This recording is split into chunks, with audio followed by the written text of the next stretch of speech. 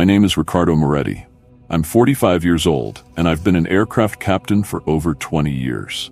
I've flown in adverse situations, from violent storms to technical problems that almost cost lives, but nothing, absolutely nothing, could prepare me for what happened on that flight.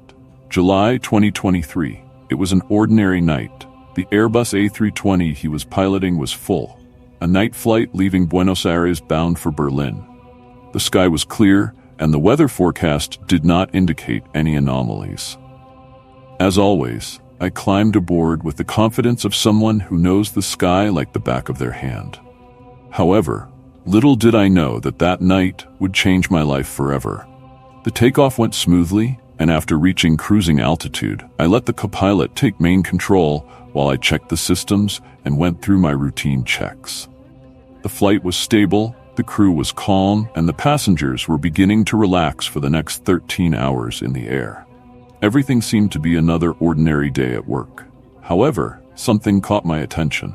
A formation of dark clouds suddenly appeared on the horizon, which seemed unusual. I checked the radar, but it remained clear, with no sign of any storm or anomaly. Even so, the situation required caution. I decided to take a preventative measure by warning passengers about possible turbulence and slightly adjusting the route to avoid the area. It was a standard precaution, but the uncertainty about what lay ahead kept me on my toes. As we approached the formation, an inexplicable discomfort took over me. Something about those clouds seemed out of the ordinary, as if there was something beyond what the instruments indicated. After a few minutes, I noticed something strange in front of the aircraft. Small lights appeared in the sky, like moving stars, flashing erratically. At first I thought they were reflections or maybe satellites, but the way they moved was unlike anything I had ever seen. Trying to remain calm, I looked for a logical explanation. Planes on crossed routes, perhaps. However, the speed of the lights and their movements made no sense. As I processed the scene, I attempted to contact the control tower, but the radio began to fail. Static invaded the communication, and a strange whisper-like sound crossed the frequency, interrupting any attempt at clear communication. I looked at my co-pilot, who was as perplexed as I was. We decided to keep the situation under control and not alert passengers. We needed to better understand what was happening before making any decisions. Suddenly, the aircraft's external lights flashed, and for a few seconds, everything was plunged into total darkness. My heart raced. That darkness was unlike anything natural, as if we were suspended in an endless void. When the emergency lights came on, a feeling of unease ran through the cabin, and the silence that followed was unsettling. I tried to remain calm and regain control, but the instruments began to show absurd readings. The altitude fluctuated for no reason. The speed did not correspond to reality, and the artificial horizon simply disappeared. It was as if the plane was being pulled by an invisible force. But the strangest thing was that, despite everything, the flight seemed stable. As I tried to understand what was happening, the terror increased. Nothing made sense, and the feeling that something far beyond normal was happening intensified. The discomfort in the cabin was palpable, but I needed to keep the situation under control. It was then that the first scream echoed through the cabin. The sound came from economy class, and I instantly felt panic spread like wildfire. Something had happened back there, and I knew I couldn't hesitate. I put the co-pilot in command and got up, walking quickly down the corridor. As I got closer, the chaos became evident. Several passengers were standing, pointing out the windows, while others remained frozen in their seats, fear written all over their faces. When I arrived in economy class, the scene was surreal.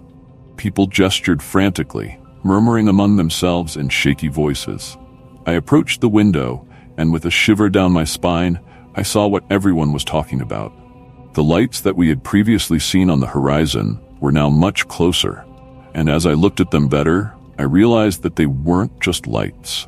They were shadowy shapes, moving erratically, almost as if they were orbiting the plane. These figures looked like nothing I had ever seen in my aviation career. They were not birds, nor drones, much less conventional aircraft. The shadows floated with a menacing presence, circling the fuselage like predators stalking prey.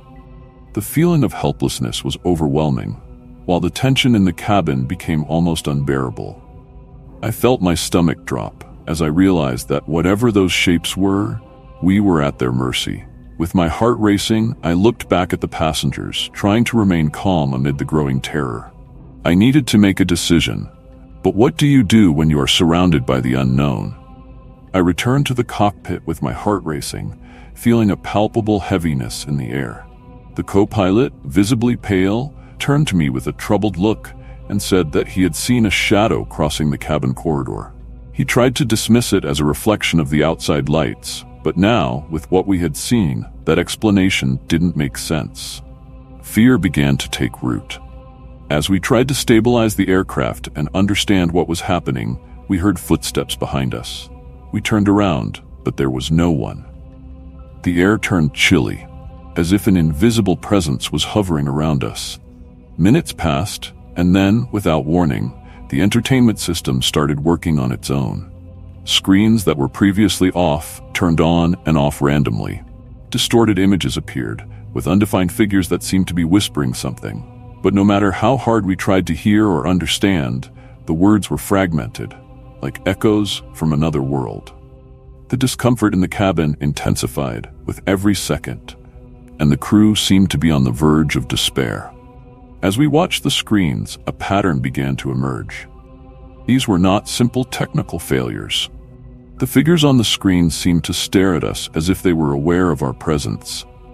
The whispers, although inaudible, created an oppressive atmosphere, and dread gripped us.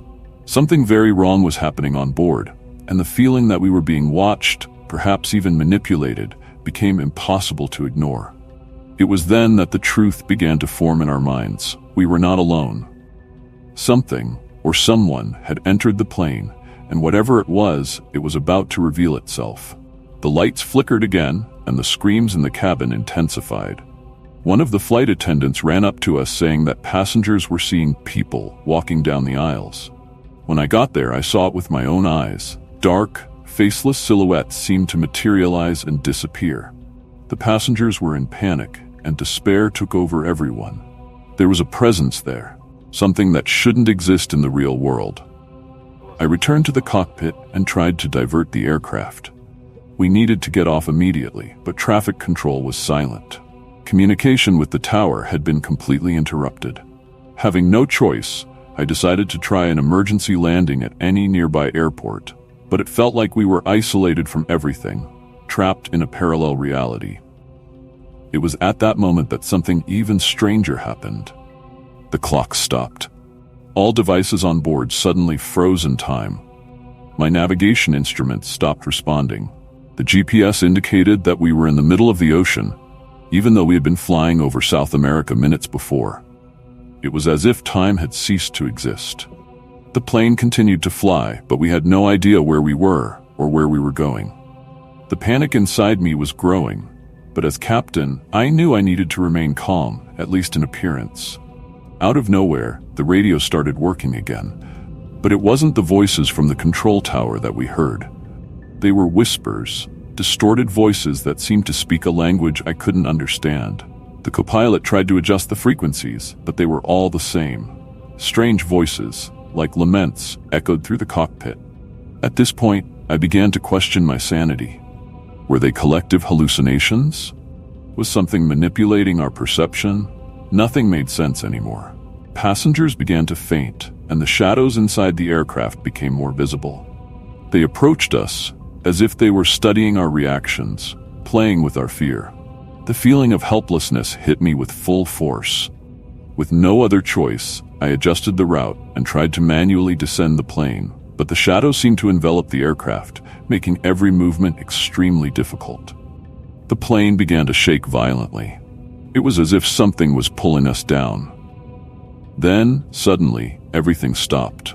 The shadows disappeared, the lights returned to normal, and the plane's instruments stabilized. The radio began to work properly, and the control tower, which had previously been silent, responded with a calm, routine voice, as if nothing had happened.